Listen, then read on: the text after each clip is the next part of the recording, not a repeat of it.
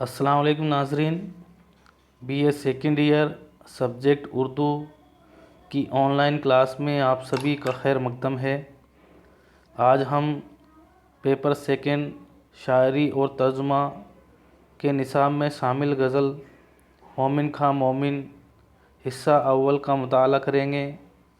ناظرین، سب سے پہلے ہم مومن کا تعارف اور ان کی حالات زندگی کا جائزہ لیں گے۔ ان کا نام حکیم مومن خاں تھا اور مومن تخلص کرتے تھے۔ ان کی پیدائش سن 1800 میں دہلی میں ہوئی۔ انہیں مختلف القاب سے جانا جاتا تھا، جن میں ایک لقب مسیح النفس اور ایک شیریں زبان شاعر، یہ دونوں مومن کے خاص القاب تھے۔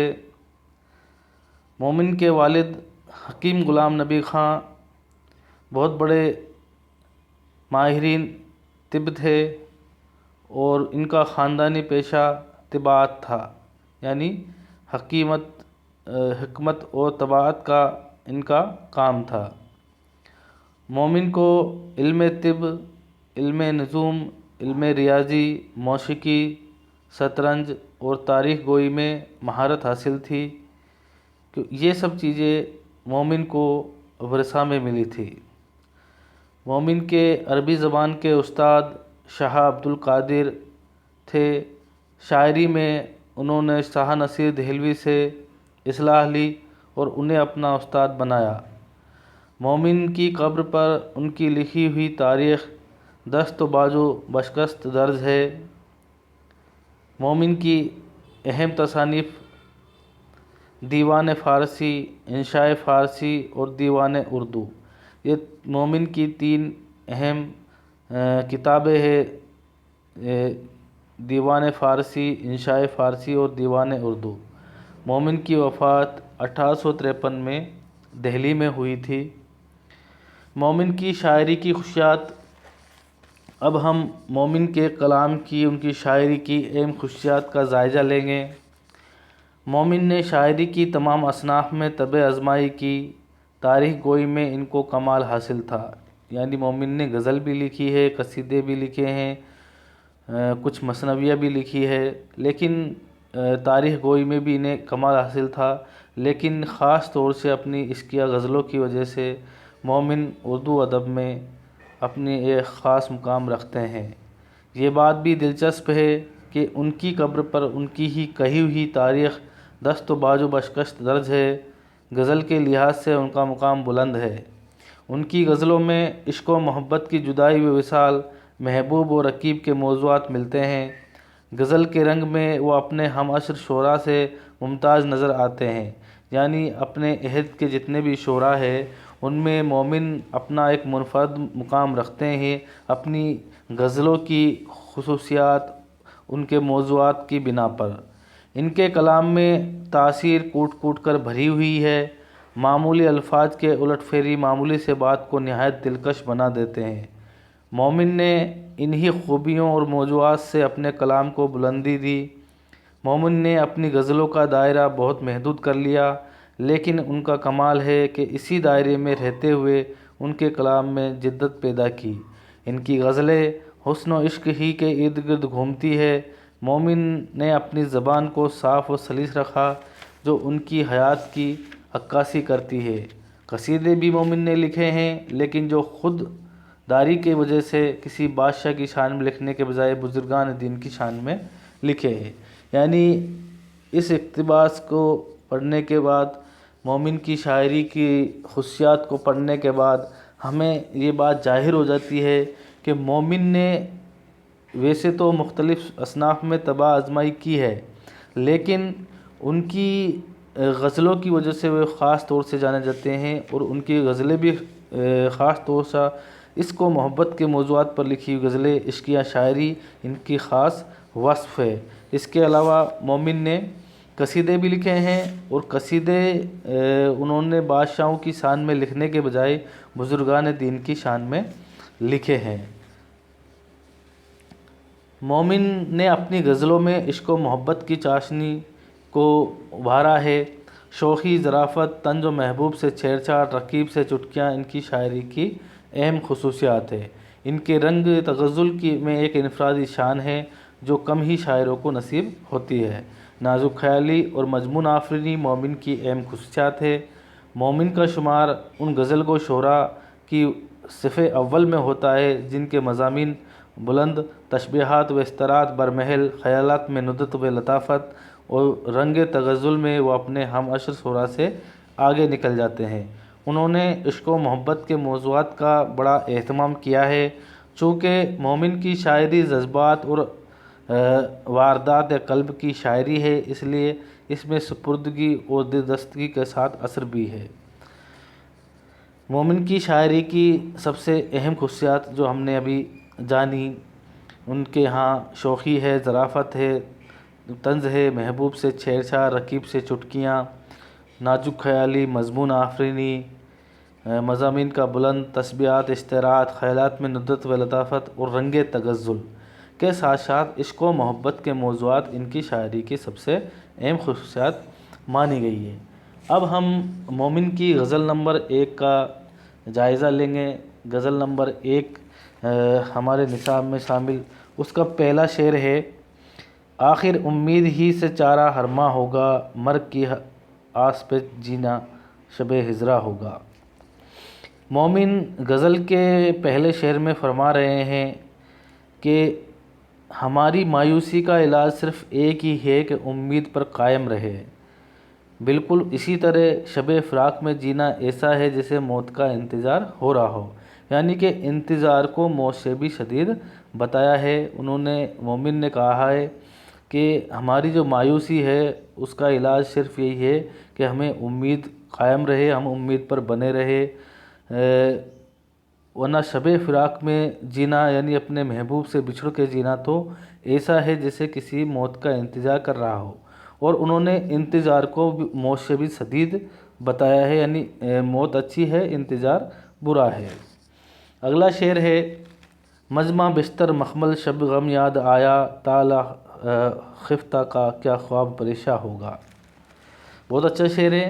مومن اپنی بدقسمتی کا رونا روتے ہوئے کہہ رہے ہیں کہ ہماری قسمت سوئی ہوئی ہے اور وہ کیا خواب دیکھے گی، اس کی تعبیر تلاش کی جائے، اور یہ تمام باتیں ہم کو شب و غم یعنی جدائی کی رات میں بستر پر کروٹ بدلتے ہوئے یاد آ رہی ہے۔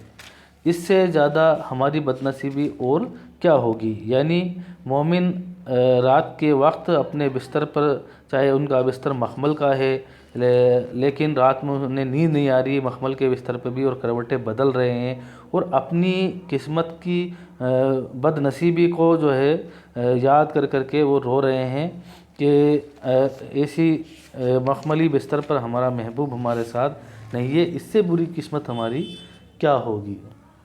اگلا شعر ہے: دل میں شوق رخ روشن نہ چھپے گا ہرگز، ماہ پردے میں قطع کی کوئی نپاہ ہوگا۔ یعنی اپنے محبوب کے حسن و جمال، اس کی خوبصورتی کا ذکر کرتے ہوئے اس پر اشتیاق کر رہے ہیں کہ محبوب کے خوبصورت چہرے کا شوق پوشیدہ نہیں رہ سکتا، یعنی وہ ظاہری ہو جاتا۔ میرا محبوب چاہے اپنے چہرے کو کتنے ہی چھپا لے لیکن وہ ظاہر ہو ہی جاتا ہے، وہ دکھ ہی جاتا ہے۔ جس طرح باریک چلمن میں چاند کبھی چھپ نہیں سکتا تو پھر حسن کا شوق کیوں کر چھپے گا، یعنی کہ جس طرح چاند کسی باریک چلمن میں یعنی باریک کپڑے میں اگر چھپ نہیں سکتا، اس کی خوبصورتی چھپ نہیں سکتی، تو میرے محبوب کا روشن چہرہ بھی جو ہے نہیں چھپ سکتا، وہ ایک دن ضرور دکھے گا۔ اگلا شعر ہے: درد ہے جاں کے عوض ہر رگ و پے میں ساری، چار اگر ہم نہیں ہونے کے جو درما ہوگا۔ بہت اچھا شعر ہے۔ مومن کہہ رہے ہیں کہ ہماری رگوں میں یعنی رگوں پہ، ہماری رگوں میں جان کے بدلے درد عشق بہہ رہا ہے، یعنی ہماری خون کی نسوں میں جان یعنی خون ایک طرح سے جان ہے وہ بہہ نہیں رہی، بلکہ عشق کا درد ہماری رگوں میں جو ہے ساری ہے، جاری ہے، بہہ رہا ہے، جس کی وجہ سے ہماری زندگی قائم ہے۔ یعنی خون کے بدلے درد عشق کو انہوں نے زندگی سے تشبیہ دی ہے۔ اگر اس درد کا علاج تلاش کیا جائے تو پھر ہماری جان کو خطرہ ہو جائے گا، یعنی ہمارے درد عشق کا علاج تلاش کر لوں گے تو ہماری جان کو خطرہ ہو جائے گا، خون چاہے ہو یا نہیں ہو، لیکن درد عشق ہماری رگوں کے اندر ہونا ضروری ہے، اور ہم نہ باقی رہیں گے، کیونکہ ہماری جو وجود ہے وہ اسی درد پر قائم ہے، یعنی درد عشق پر اپنے وجود کو مومن نے قائم بتایا ہے۔ اگلا شعر ہے، سومیے بخت تو ہے چین لے اے وحشت دل، دیکھ زندہ ہی کوئی دن میں بیاباں ہوگا۔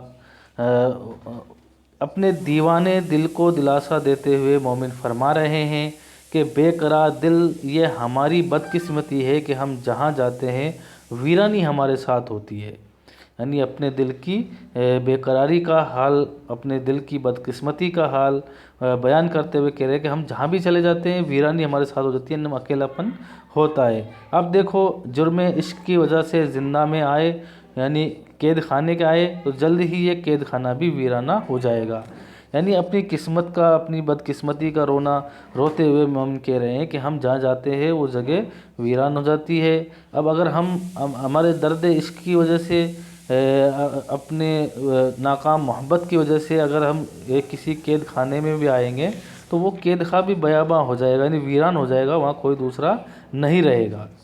اگلے شعر میں مومن کا ہے کہ نسبت عیش سے ہو نظام گریہ، یعنی ہے یہ رونا کہ دہن گور کا خندہ ہوگا۔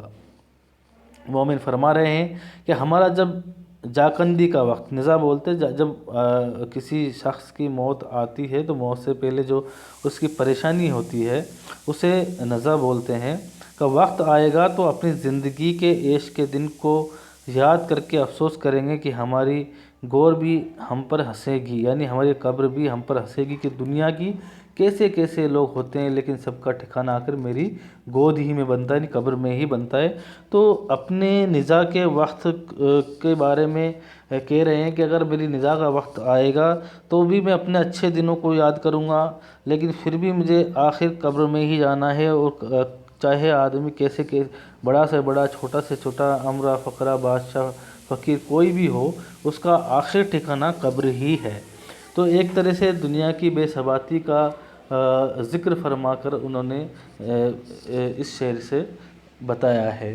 اگلا جو شعر ہے مومن کا، بات کرنے میں رقیبوں سے بھی ٹوٹ گیا، دل بھی شاید اسی بدعہد کا پیما ہوگا، یعنی اپنے محبوب کی عادت کو کبھی ہاں کبھی نہ، اور اکثر وعدے توڑنے کی اس عادت پر خلاف طنز کرتے ہوئے مومن فرما رہے ہیں کہ جب اس نے ہمارے دشمنوں سے گفتگو کی تو ہمارا دل جس میں صرف اس کے لیے محبت بھری تھی ٹوٹ کر چکنا چور ہو گیا۔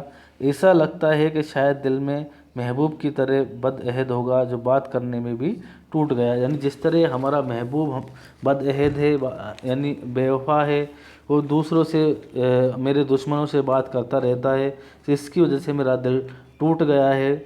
تو شاید وہ میرے محبوب کی بے وفائی میرے دل کو چوٹ کر گئی، یہ بات جو ہے مومن اس شعر میں فرما رہے ہیں۔ اگلا شعر ہے، چارہ جو اور بھی اچھا میں کروں گا ٹکڑے، پردہ شوق پہ جو پیوند گریباں ہوگا۔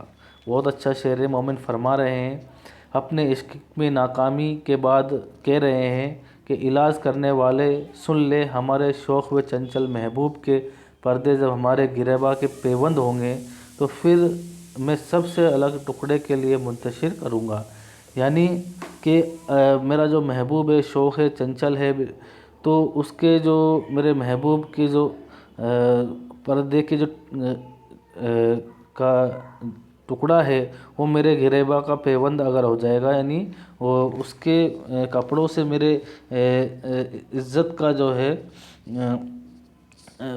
پیوند کے طور پہ وہ لگ جائے گا، تو بھی میں اس بات کا انتظار کروں گا کہ میں میرے محبوب کے اس ٹکڑے سے اپنی عزت کو بچا لوں اس شعر میں۔